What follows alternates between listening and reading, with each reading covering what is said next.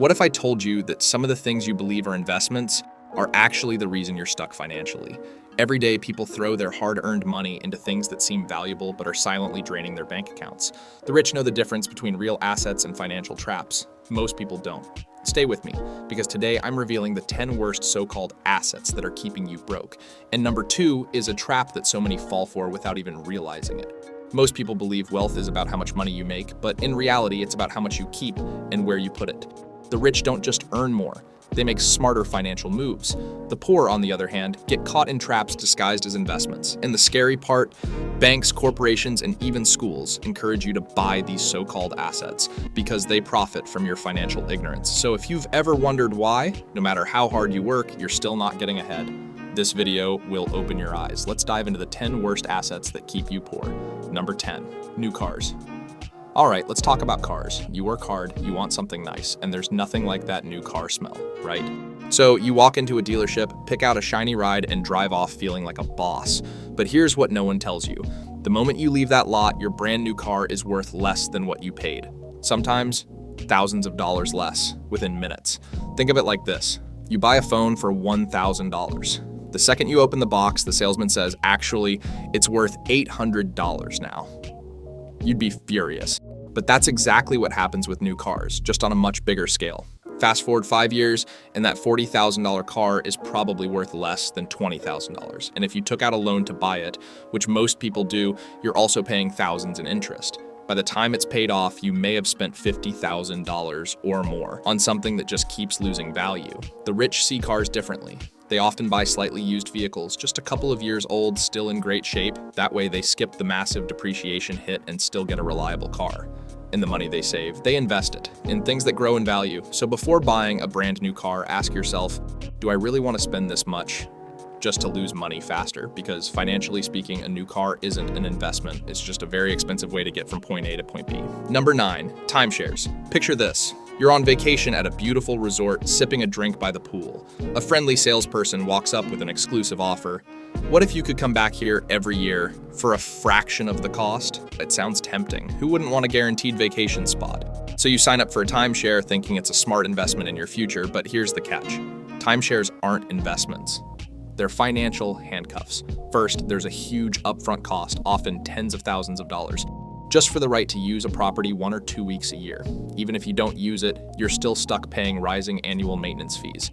And if you ever want one out, good luck. Selling a timeshare is harder than getting rid of a used mattress. Buyers are rare, and many owners are locked into contracts they can't escape. The rich don't tie themselves down like this. They book vacations when and where they actually want to go.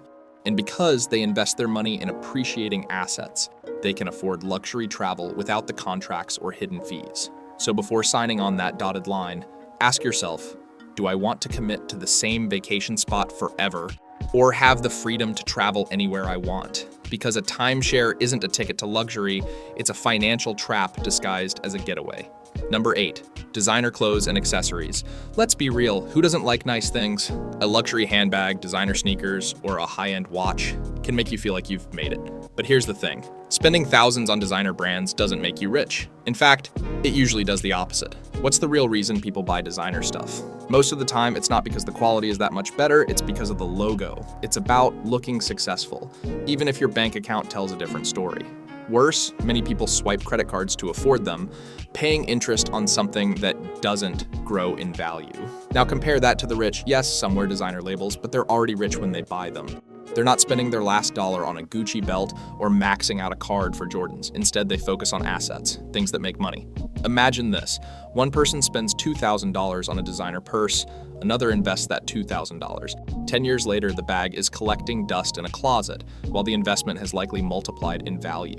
So ask yourself, am I buying this because I truly love it, or to impress people? Because real wealth isn't about looking rich, it's about being rich.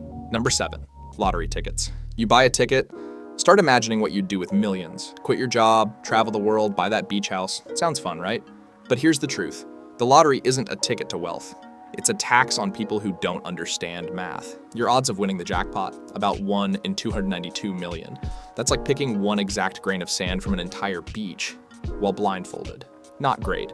And yet, people spend an average of $400 a year on tickets. That might not sound like a lot, but over 10 years. That's $4,000. Money that could have been growing in a stock portfolio, an ETF, or a side hustle. Lottery companies don't sell tickets, they sell hope. They show you the rare winners, not the millions who lose. The wealthy, they don't chase luck, they create certainty by investing, building businesses, and multiplying their income with strategy, not fantasy. So next time you think about buying a ticket, ask yourself, am I investing in my future or just paying for a daydream? Number 6, overpriced degrees. We've all heard it. Go to college, get a degree, get a good job. But that advice doesn't always work anymore. Imagine taking out $100,000 in student loans for a degree that doesn't lead to a high-paying career. That's like buying a luxury car that doesn't start. The truth is, not all degrees have the same value. The rich know this. They treat education like any other investment. If I spend this much, how much will I earn in return? That's why they gravitate toward high ROI fields like medicine, engineering, law, or tech. Meanwhile, others blindly take on massive debt for degrees that offer little financial return. But here's the good news. College isn't the only path. Trade schools, online certifications, self-taught skills, these can lead to high-income careers without burying you in debt. So before you sign those student loan papers, ask yourself, is this helping me build wealth or just a very expensive piece of paper? Number 5, high-interest debt. Ever swiped your credit card and thought, I'll just pay it off later? Feels harmless. Until it isn't. Credit card debt is sneaky. That $5,000 balance, at 20% interest, it can double or even triple over time if you only make minimum payments. You end up paying $10,000 or more for something that probably isn't even valuable anymore. Rich people use credit differently. They use debt to buy assets, things that generate income like real estate or businesses. But most people use credit to buy liabilities, things that lose value the moment they're bought, clothes, gadgets, fancy dinners. And that's how the cycle begins. Spend, borrow, regret, repeat. So before you swipe again, ask yourself, am I building wealth or borrowing from my future self? Number 4, boats and luxury toys. Owning a boat sounds incredible. Sunsets, parties, freedom, but behind the scenes, it's a money pit. There's a joke among boat owners. The 2 best days are the day you buy it and the day you sell it. The price tag is just the beginning. Add in maintenance, docking, insurance, fuel, storage. You're burning through thousands a year even when it's sitting unused. Boats, jet skis, luxury toys, they depreciate fast. They're not assets. They're expensive hobbies. The wealthy, they rent, they charter, they use luxury when it makes sense, not as a status symbol. So before you chase that boat life, ask yourself, do I want the experience or the bills that come with it? Number 3, whole life insurance. Some insurance agents will tell you whole life insurance is an investment.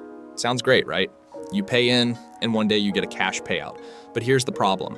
It's one of the slowest, most expensive ways to build wealth. You pay high fees, get low returns, and it takes decades to see meaningful growth. Meanwhile, the insurance company, they're making money off you the whole time. Wealthy people don't lock their money in low-yield products. They put their money in assets that actually grow. Stocks, real estate, businesses. So if someone's pitching whole life as a great investment, ask yourself, would I be better off putting this money somewhere that actually works for me? Chances are the answer is yes.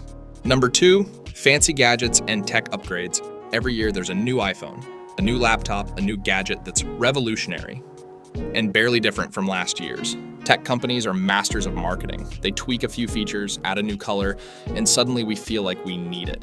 But let's be honest, does your current phone suddenly stop working when the new one drops? Of course not. A brand new iPhone, over $1,000. A top-tier MacBook, easily $2,000.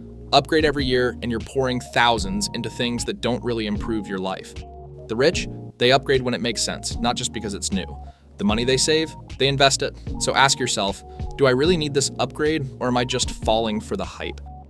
Number 1, expensive weddings. Weddings are beautiful. Love deserves to be celebrated, but the average wedding costs over $30,000 for one day.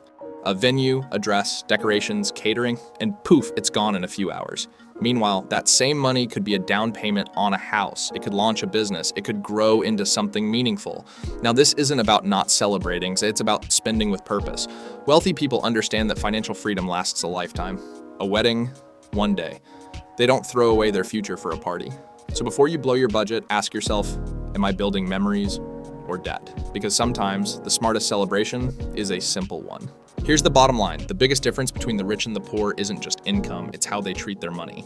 The poor get tricked into buying things that look like assets, but are actually just fancy liabilities. The rich, they focus on cash flowing real estate, stocks and index funds that grow over time, businesses and side hustles that generate passive income. skills and knowledge that increase their earning power. They don't waste money trying to look rich. They invest money to become rich. I recommend you watch this video because it shows how you can have a luxurious lifestyle while following good money habits. Japanese are already doing this very well. Click here to find out how.